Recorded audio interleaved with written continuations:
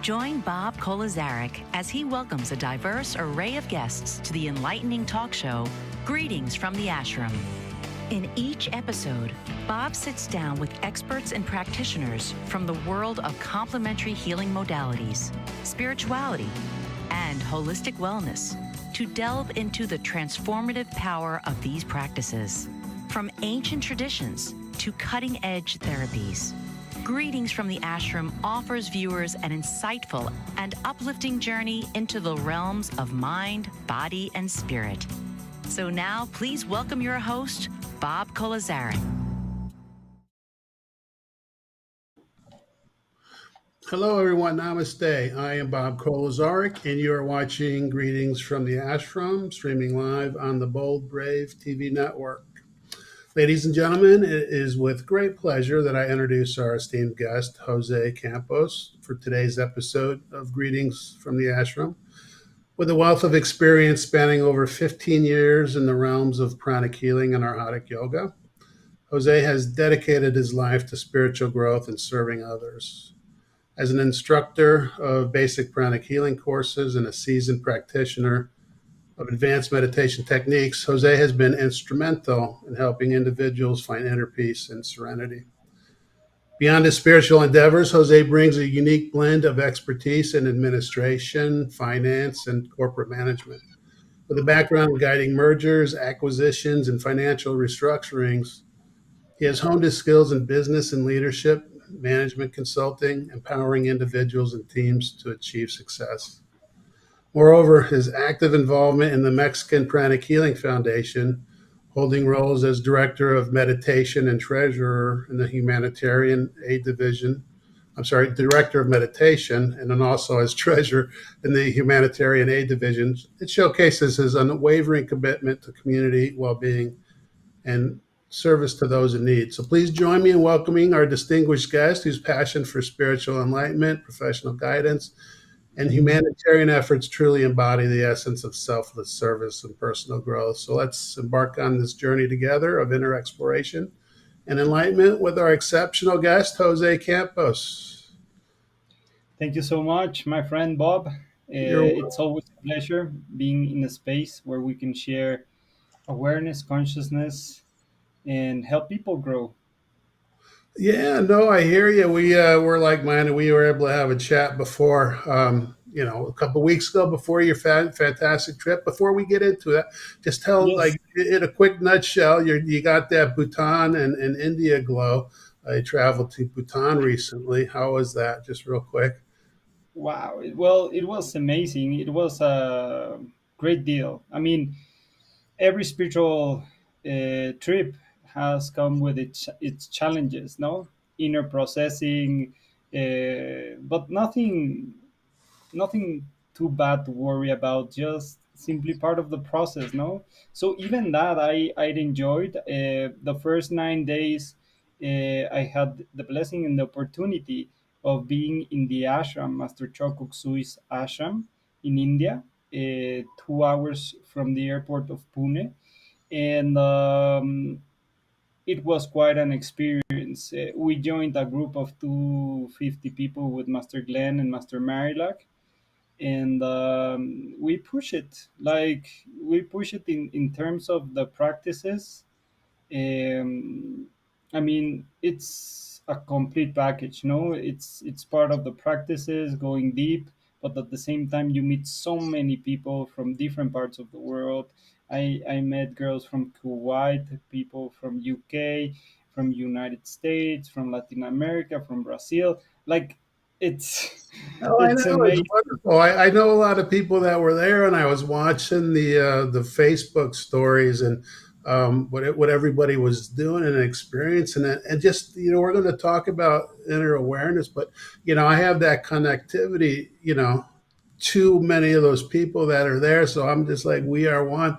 And I got like energetic experience going along with you guys, especially when you got to Bhutan, because Bhutan was just Wow. amazing. The energy coming out of there, to me, it was like no thought forms. Everything was so quiet, peaceful, and you really can get in touch with yourself. Just that inner essence of who you really are. That was kind of the vibe I was getting from everybody. Well, imagine Bhutan is in the middle of the Himalayas, no, on the eastern part of the Himalayas, between India, China, and Russia. Like it's right there in the middle, no. Yeah. And you take a plane from New Delhi, India, 2 hours into nothingness, no, like the Himalayas. You can actually see the Mount Everest and the three biggest mountains there. You can see it from the plane. No, it's breathtaking. And when you land there, you land between mountains. Like it's all of a sudden you have a mountain like a few meters from the wing, and then you're supposed to land. It's like whoa, no? Oh, I know. I heard there's only a couple of pilots that are able to fly into there because it's so dangerous and treacherous, you know. So, Yes. but yeah, I'm glad you had a great trip, and I don't want to spend too much time on it, but I just know everybody had a wonderful time. I think there were like 1,600 pranic healers there, and the Queen of Bhutan is incidentally she's a pranic healer too, right? It was amazing. In a nutshell, well, there was those 9 days in the ashram, and after that, we flew from Delhi to Bhutan. We arrived to Bhutan. They received us with our own personal guides, and the next day of that, we got to climb the tiger's nest, actually where Padmasambhava meditated and defeated some entities. Well, subdue them. Like this means that he transformed them and make them become guardians of the Dharma. I don't know if that makes sense, but in plain English, they he transmuted them to become servers of the divine plan. That's the thing, no? So we know that pranic healing is connected, very close connected, through our teacher to Lord Padmasambhava, Guru Rinpoche. He is considered the second Buddha. So we got to climb there. The monks received us very dearly. We received certain ceremonies and initiations up there. It was amazing.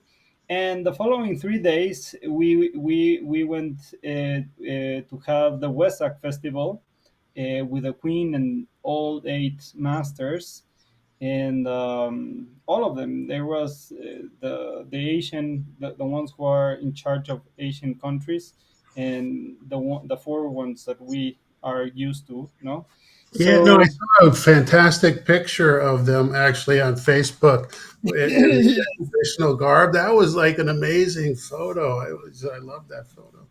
So, yes, but anyway, I'm glad you had a great time. I know we could talk about that the whole yes, time. I mean, I'm sure it was just a profound, amazing experience, and that's what I've heard from other people. But let's go back to your start. Let's go back to your story, and sure. because I know how truly involved you are and how passionate you are. But were you always that way, or when did this, your spiritual journey start? What happened to you that um, led you to your like awakening, I guess?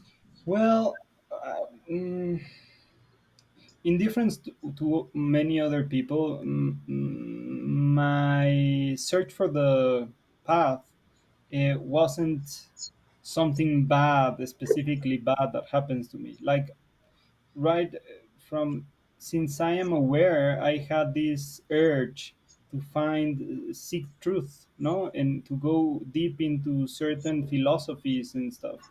So at early age, I tried certain martial arts, specifically the ones that had more philosophical meaning, no, like kung fu, for example. No, they still follow a Buddha called Amitabha. It's close related to our lineage.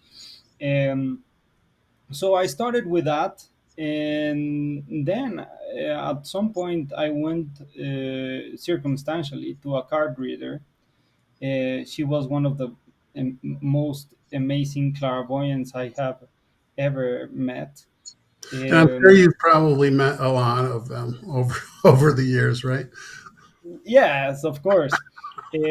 This was a very special one. Like actually, her cards were blank pieces of cardboard, and she just spread them and she saw things. No, it wasn't any given like tarot cards. It was just plain cardboard. No, like crazy, and she just spread them in the table, and then she says, "Ah, yes, I'm see here this and this and this," like very highly clairvoyant. No, so I was experiencing some changes in perception at that moment, and I told her, "Hey, listen, what can I do? This is crazy. Is this normal? What can I do?" No, so she directed me to a friend of hers, which at that moment was a senior instructor, and that's where my journey began. I went to meet her, and I started taking the basic, advanced, all the basic courses. And I specifically wanted two specific courses, which was Kriya Shakti to manifest things, and higher clairvoyance. No, who? I mean, when you start the path, you say, "Ah, I want to be a clairvoyant," right? After in the path, you say, "Ah, I'm not that sure," you know. You become sensitive, you feel people, no, like many things Yeah, happen, no, no. you do a lot, and but I've taken higher clairvoyance class with Master Glenn like I don't know 5 times or so over the years. But yeah, it's great, and but just as a course of doing the work, right, and doing your practice, like you said, you get more sensitive. I still work in the healing pods, and and we work as a group a lot of times, and you could just see people just you connecting with the client, and you could take on their emotions, no problem, or even just start getting. Yeah, I don't like to use intuition with pranic healing, but you start getting an intuitive feel like, hey, is this emotional problem? Is this physical problem? Or hey, I should probably check, you know something, and you're not even working on it and you get called over to a certain area of the body and like there's an issue there. So that happens a lot. I agree. Yeah, it's I mean, it's part of the journey. The good thing with pranic healing is that we have the tools to be able to navigate a normal life and still be able to anchor great quantities of energy and change people's lives, which is um, it's very extensive, the range by which we can do things in pranic healing, no? Yeah, take that a step further. What kind of range are you talking about? Because we can use pretty much energy for just about everything, right? So Uh, what in my perspective, it comes in all life endeavors, like from dealing with work stuff, dealing with relationships, dealing with money, dealing with happiness, internal conductivity, dealing with. I mean, basically, we have some sort of solution. I mean, we like it's not infallible. It has its limitations, like everything. But basically, we have a solution for anything in life. No, like it's so vast what Master Choa left us as legacy.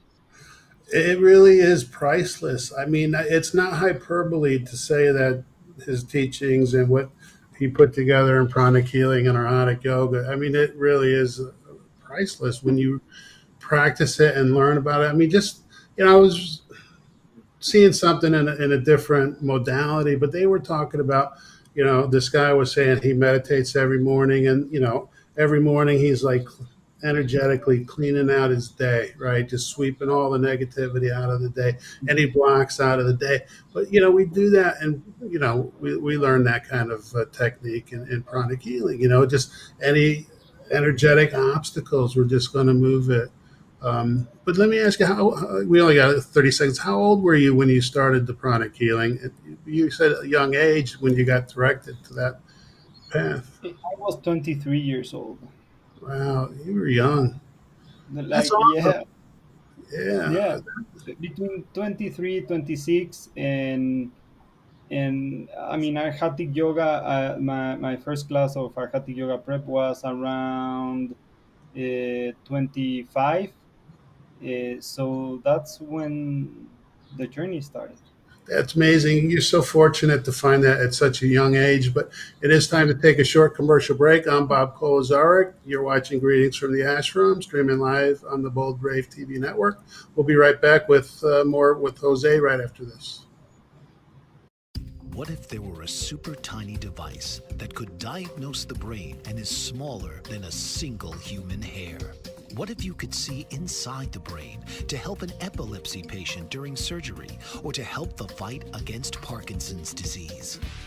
Dr. Patricia Broderick is proud to announce the Broderick Probe, a biomedical and electronic breakthrough. Imagine a probe to help with the understanding and potential cure of brain-related diseases. To learn more, listen live to the Easy Sense radio show with host Dr. Broderick, Wednesdays 7 p.m. Eastern on the Bold Brave Media Network and TuneIn Radio. And to help support the Broderick Foundation, please go to EasySense.com and learn how, with your help, we can fight these horrific brain disorders. That's EasySense.com to learn more and help support the Broderick Foundation.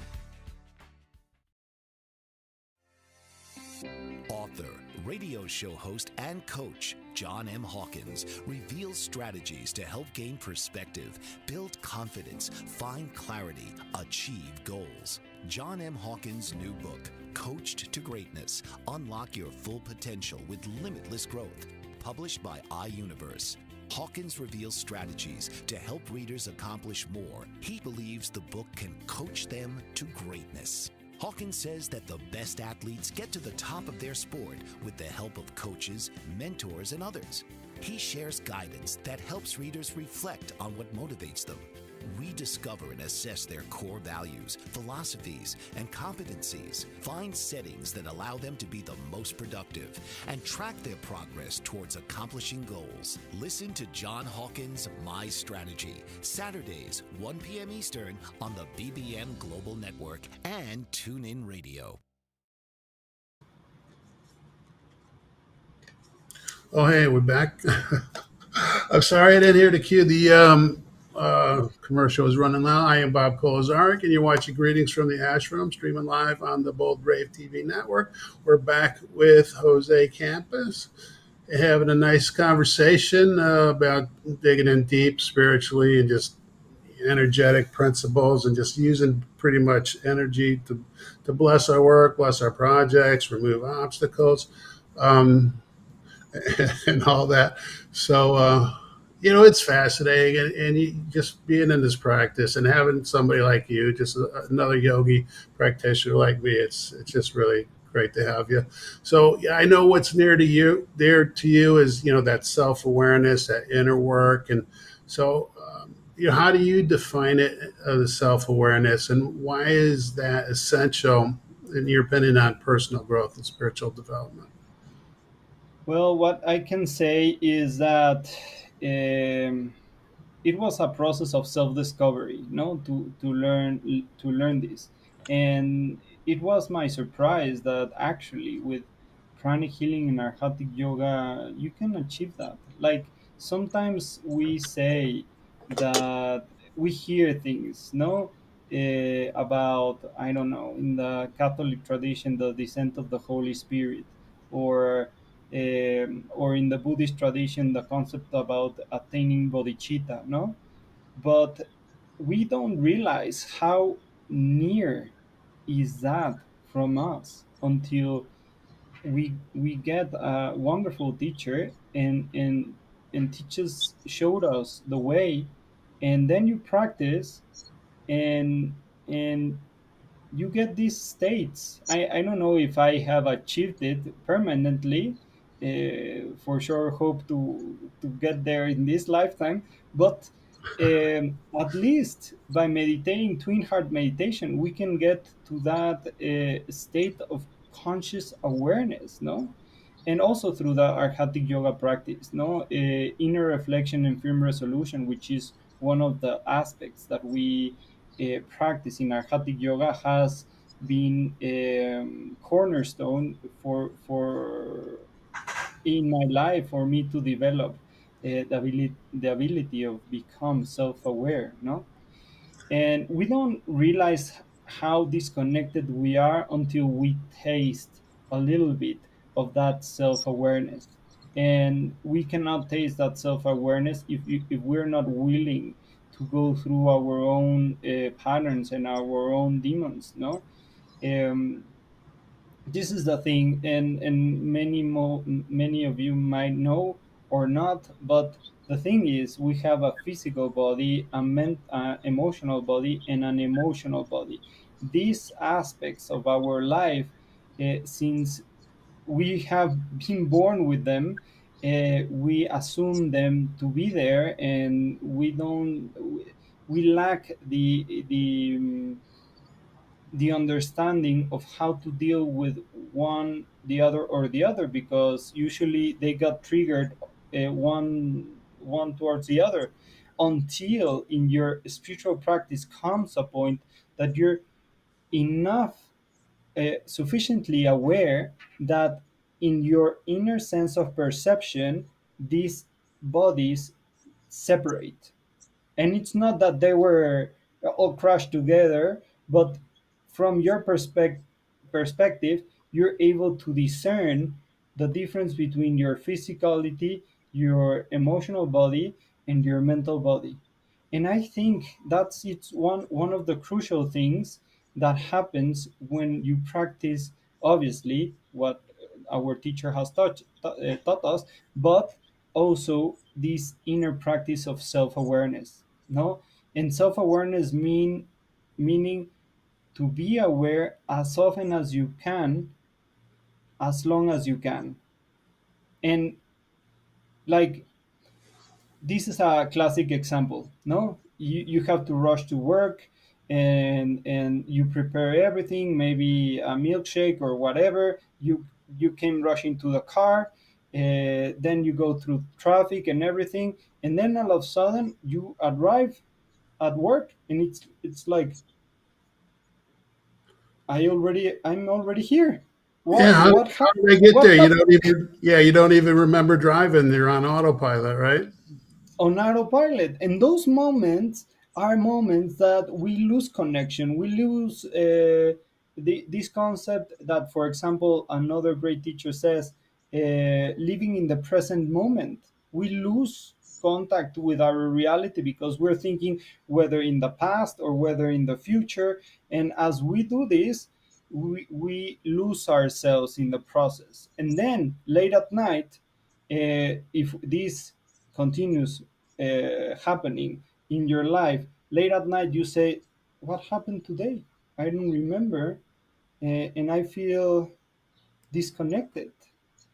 And it's not a nice sensation. It's like, and then you want to relate with others, with your spouse, family, kids, and you cannot connect. It's like you're numb. No, you're numb to it. Yeah, no, it's taken me back what you said about being disconnected.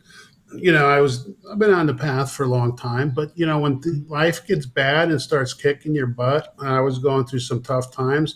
You lose that connection in a hurry because like you got so much stress and just and it's prolonged that you get totally disconnected, and you're just operating out of like adrenaline and fear and just anger, whatever the emotions are. You're not in control of it because your inner world is so messed up, and your outer world is a reflection of that. So once you start getting back into the connection, and quieting and stilling the mind, then you can start achieving that peace and having your life outer world start reflecting your inner world, right? But Totally agree. yeah, and that's a big practice you were talking about, just being present and being aware, and the presence. That's a difficult thing to do, but that is where the work. For me, that's where the work is. And you and I talked about this before.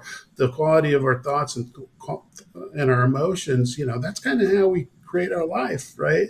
It just Right. alchemizes, and that's how However, we're feeling inside, that's our vibration, based on, the thoughts and emotions, and we're going to attract what we're vibing at too, right? Right. Completely agree.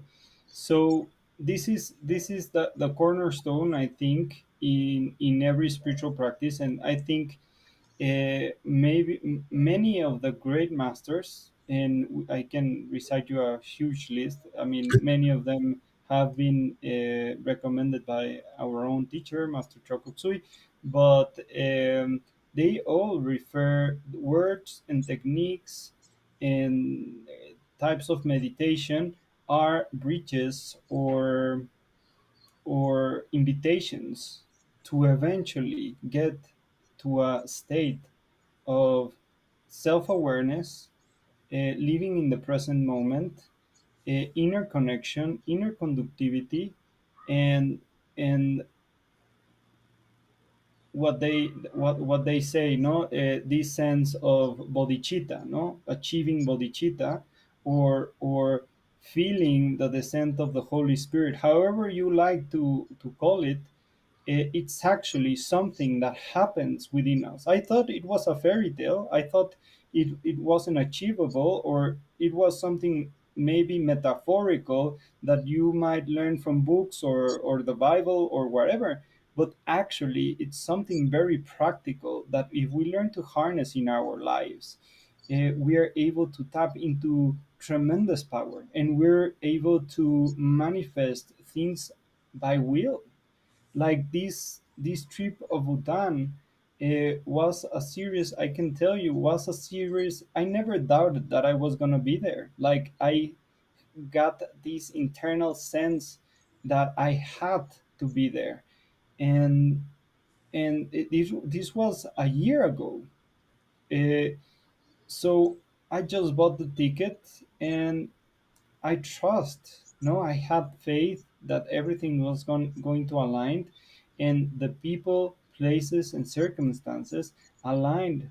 If you have um, a desire with pure heart, um, and you don't doubt it, you just assume it's gonna happen, then it happens. So it was for me a great lesson of manifestation, and knowing that we can manifest anything in our lives as long as it's not, um, as long as we're not attached to it, as long as we are not, as long as that thing, whatever we desire, don't hold us or have grab on us. It's Yeah, it should it's be for our higher good, our higher self, our higher work, right? So I think it's maybe in the Bible, Mark 11:24, something like that, where Jesus says, pray as if you believe and you will receive it, right? So you just have to have that faith and that belief. But to your point, I don't think Jesus would be saying that if it wasn't for our own good. Like, hey, I want to win $1 million. For what? What purpose? But if it's to do good, maybe. But yeah, no, it is. We can create that life. well, the thing is, it comes to a point that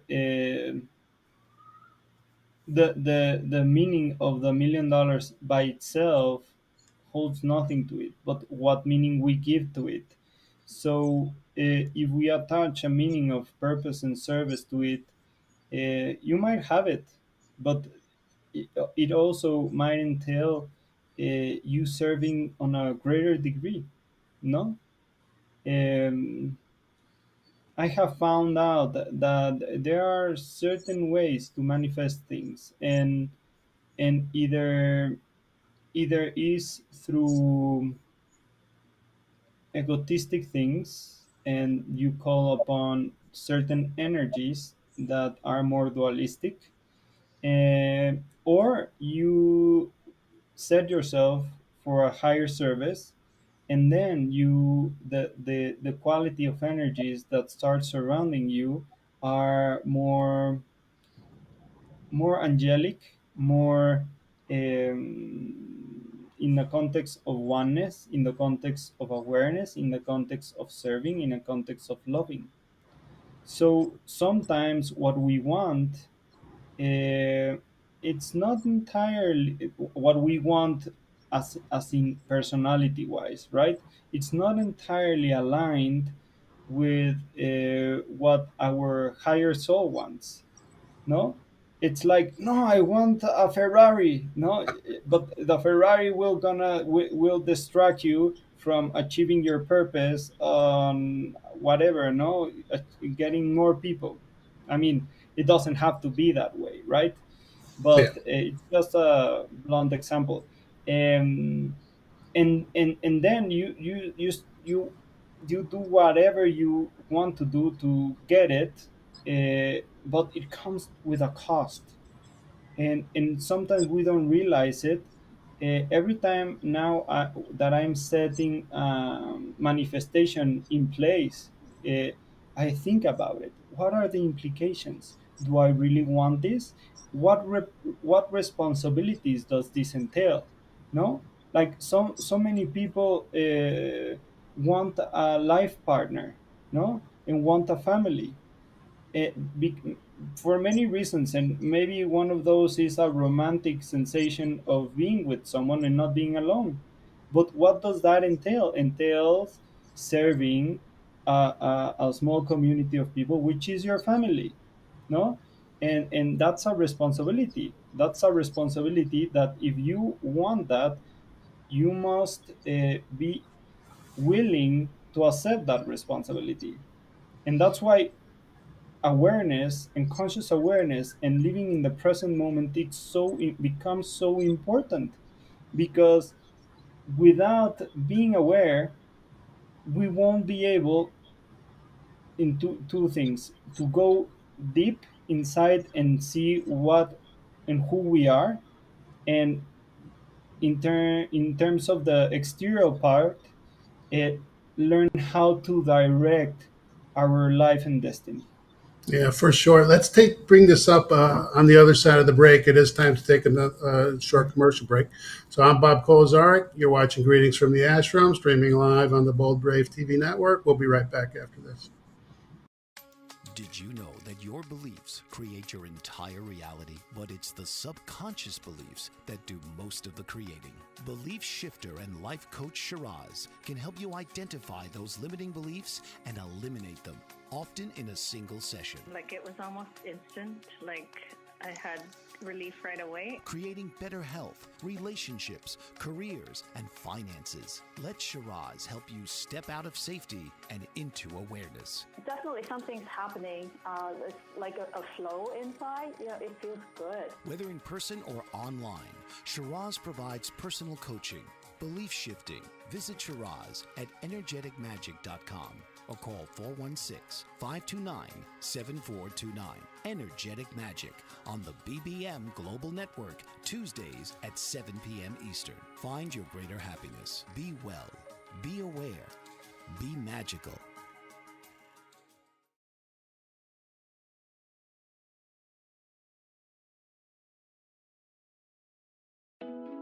Are you struggling to care for elderly parents or a spouse?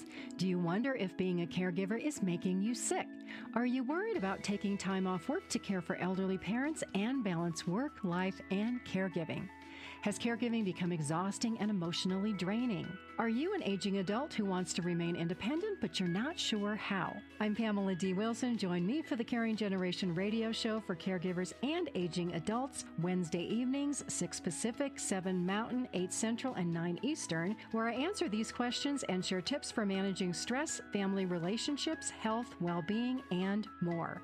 Podcasts and transcripts of The Caring Generation are on my website, PamelaDWilson.com, plus my caregiving library, online caregiver support programs, and programs for corporations interested in supporting working caregivers.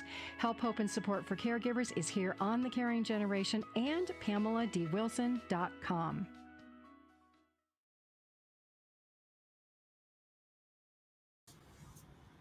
Welcome back, everyone. I am Bob Kolazarek, and you're watching Greetings from the Ashram, streaming live on the Bold Brave TV network. We're back with Jose Campos, our Haddock yogi, our pranic healer, all-around good guy. It's fascinating topic, and I love the topic that you were talking about of just having that inner awareness. That inner stillness is critical, right? Especially Mhm. the if you want to be living in the moment and just being present, you have to really be still to be aware of, what we're actually doing and being immersed in what we're doing. And I did hear one spiritual teacher say it like this: is when we're in that state, right? We're still, we're just aware, we're present, then we're actually human beings. We're not human thinking, we're not human doings, we're just human beings. And that's the closest that we're going to connect up in that state of like just conscious awareness, because that our true nature, that's kind of who we are. Would you agree with that? I agree. The thing is that it has been so ingrained in us, that essence, that we tend to miss it. Like it's like the eye. If you ask the eye, no, hey, there are other eyes there. What eye? What's the eye? Like I don't know what's the eye, because he cannot look towards itself, right? That's similar what happens to us in terms of consciousness. Since we have always been in consciousness, we don't realize what's the difference between what. And since we have been so immersed in the over identification of our um, emotional and mental patterns, we think that who we are the emotional or mental patterns, but that's not true. If that was true, then we wouldn't change of states, of emotional states or mental states, because we would be only one or the other. But in reality, we are that being observing and experiencing the physical, the emotional, and the mental. And I mean, when I started in pranic healing, it was yes, yes, I know, no, but I only grasped it mentally. It wasn't until at a certain degree, and I'm not saying on the highest degree, but at a certain degree, one starts to grasp it in a internally as a state of being, and then you can observe who you truly are, which is that essence of your higher soul. And then it's like, and you got this sense of connectivity, and then it's overwhelming. It's like San Francis of Assisi said, God, I cannot handle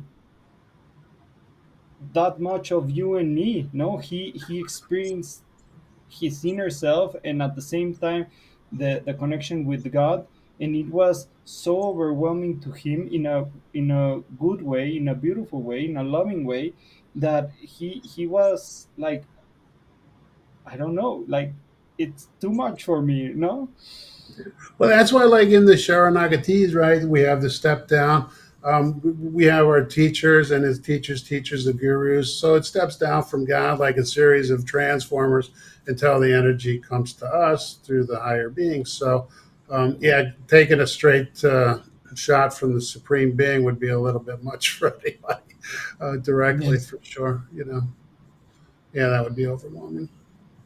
Yes, but I mean, we start with little things, and the first thing is sometimes when I do healings, I start off with a little, very small coaching session. I'm also a coach, and to see where that person is. And once we go a little bit deeper, I start trying to make them self-aware of certain patterns, and acknowledge those patterns instead of repress them. Like uh, and then this example that comes to me is like, if you have um, so, a storage place, and you haven't opened that storage place for 10, 15 years, you don't know not even what's in there. But after 10, 15 years, maybe you have cockroaches, rats, whatever, right? And um, and if you're not willing to open it, and it's time to open it, life will make you open it. That's the thing about going into the spiritual path, that some things you can manage and surf around them, and some things you are entitled to live through them, and that's what we call karma, no, in a way. Yeah, well, I tell you, I talked to a lot of people on the show, and you said you didn't go through anything too difficult, but a lot of us have. We've Mm. gotten to that point where it just like something's got to give, and then all of a Well, sudden, we find our way. well, I didn't like what I said was, my initial impulse was not an impulse of being in dire straits and then turning into spirituality. All the other, like, that happened after, no, certain processes. No? But I mean, I'm well okay with it. It has made me grow, and not only that, the sensation of inner peace and awareness, that's one part. The other part is that whatever state of being you are getting into, you can, by osmosis, share with others. You automatically share with others. And specifically, if you do healing sessions, I have noticed that part of that inner state of peace uh, is being shared towards the other person. So I'm a pranic healing basic instructor, and whenever people come who have no clue about pranic healing, and then start seeing changes in those 2 days of course, and it's only the basic course, no, and from my perspective, I can see their faces changing, their physiology changing, their posture changing, just because we're moving old energy out, no, like everything that was stuck in that storage thing, no, we're starting cleaning, going deep, cleaning, going deep, cleaning, and all of a sudden it's empty, without cockroaches, without anything, and then they find out, like, this is metaphorical, no, they find a hidden door behind that leads to a garden, and you cross it, and then that inner garden is like peace, serenity, connection, clarity of mind, clarity of intention and purpose, and then you know how to lead your life. And You hit it right on the head. Let me just interject because I'm just going back to like my yeah. second workshop, the advanced workshop. Kim Sire. I don't. I think you probably know of Kim.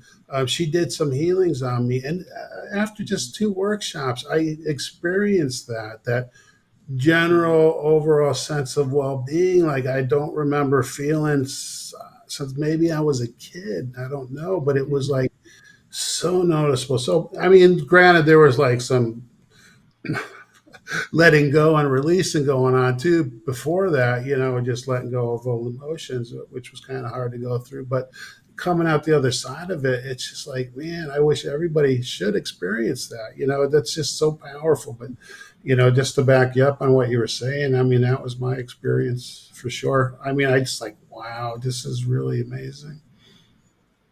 Yeah, it's like when we start, and I'm sure you can relate to this,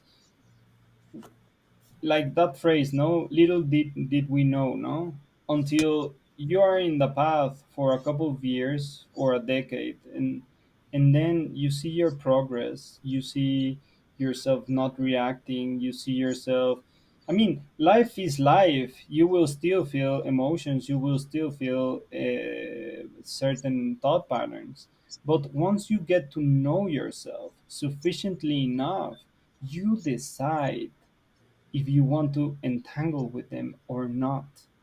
And that eventually defines your destiny. I don't know if that makes sense.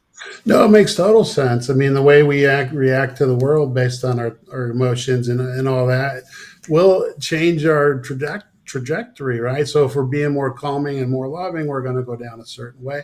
And of course, the universe is going to open up a lot more for us. The more loving and higher emotions, higher level emotions, the more connectivity we are with our soul, right? As compared to the lower emotions. So yeah, I agree 100% with that. Yeah. Makes a lot of sense. And we need to bear in mind that it's also a process. No, it doesn't come easy in the sense that like it entails not hard work but work. No, work within ourselves, being able, like, some people tell me, oh, I can sense a lot of peace from you and this or that. Yes, but that came with a price, and the price was to go deep inside of me and change the patterns that I didn't want, and thrive towards patterns that are new, and sometimes new, even if it's good, feels scary. No. No, I hear you. We only got about a minute to go. How we got a slide we can put up for people to get in touch with you on your website? Um, Sure. I am aware.me, and which is the same for Instagram and Facebook. I am aware.me can get in touch with Jose, and if you're so inclined. For You're sure. amazing, amazing. You know what? I was also on your Instagram, and I saw that you got something coming up real quick. Um, Biohacking longevity. You're doing Mhm. a, Well, a yeah, for, with yes. Beyond the Mind. I'm still in the process of authorization for that. I might change the topic. I don't know, but for sure, things that I want to share openly. It has complemented my arhatic yoga practice, and it has complemented also, like what vitamins, what minerals, when to eat them, intermittent fasting, like all of these hacks, when to sleep, respect your circadian rhythms, like all of these help you to get more efficient in how you live life. Of course, it entails changing patterns, changing habits, changing many things. We can talk more about it if you like. Well, we're about out of time here. But yeah, it's a fascinating topic. We'll have to have you back another time. But in 30 seconds, do you have any like last minute advice to the people watching or listening that you'd like to share? Well, what I can say, if you truly want a change in your life, you must hold yourself responsible for everything in your life.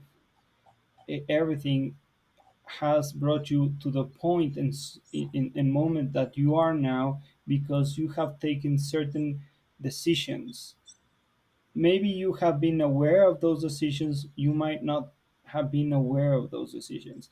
And I know it is difficult to acknowledge that we are responsible almost in 100% of what happens to us, until we don't realize and acknowledge this. True change cannot happen, because then you cannot change patterns. But once you realize this, and you have the courage and the willfulness and the heart to go through it, then life will unfold to you. Very beautifully so, and very beautifully said. Jose, thank you. We are out of time. It's been a pleasure to have you here. Like I said when we were starting, this goes by so fast. So have to take another commercial break. Thanks again for being here. I am Bob Kolazaric.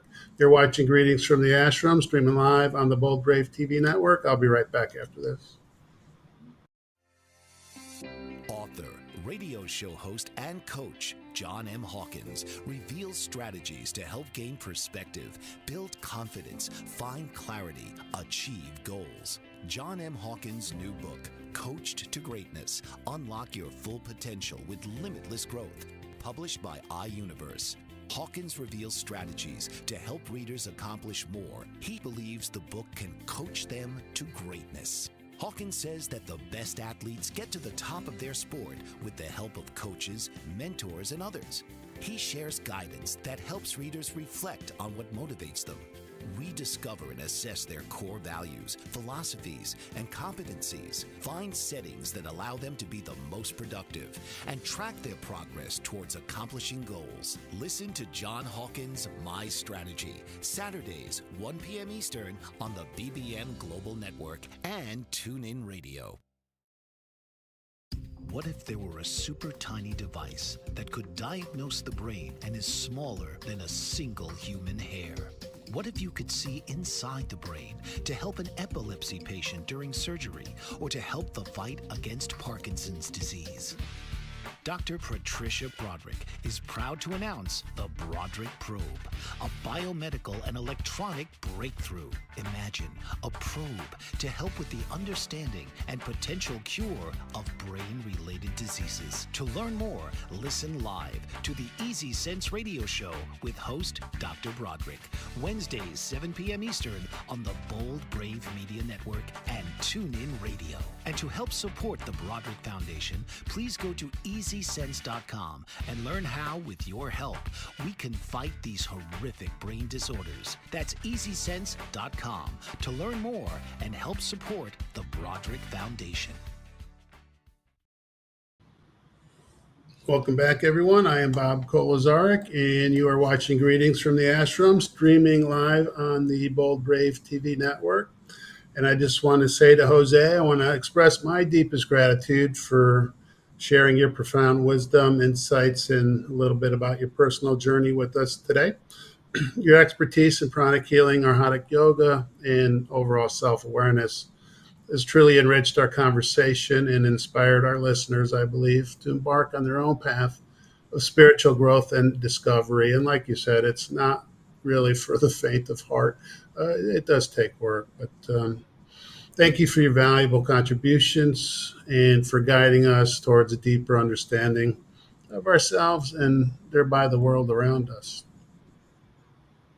As we come close to the end of today's episode, I just want to reflect on the enlightening journey we've embarked on with Jose, from exploring the concept of, rupture a little bit that sets us on the spiritual paths, or however synchronicity that we come across, in his case with the tarot reader, it puts us on the path and into delving into the practices of self-awareness and personal growth. We've uncovered valuable insights and transformative lessons. Jose's guidance has illuminated the importance of mindfulness, introspection, talking about inner reflection and firm resolution and how we should respond in the future. It cultivates a deeper connection with ourselves, better understanding of ourselves, and it helps us to play with others a little bit more nicely, I guess you could say. And by embracing these practices, we navigate life's challenges a little with grace. We nurture more meaningful relationships and lead a more fulfilling and purpose-driven existence. So remember, the path to self-awareness is not just a destination, but a continuous journey of exploration and growth and evolution. So let's carry forward that wisdom shared today and strive to cultivate a deeper understanding of ourselves, our purpose, and the interconnectedness of all beings. So I want to thank you for joining us on this enlightening episode of Greetings from the Ashram. May you continue to walk your path with courage, compassion, and an open heart. Until next time, stay mindful, stay self-aware, and stay true to your inner light. I'm Bob Kolazarek, and you've been watching Greetings from the Ashram, streaming live on the Bold Brave TV network. Namaste, everyone. See you next week. This has been Greetings from the Ashram with host Bob Kolazarik. Through meaningful conversations and practical insights, this show invites you to explore the endless possibilities for personal growth, healing, and spiritual awakening. Tune in each week to discover how these practices can bring balance and harmony to your life, making it a true journey of self-discovery. Fridays, 7 p.m. on the Bold Brave TV network.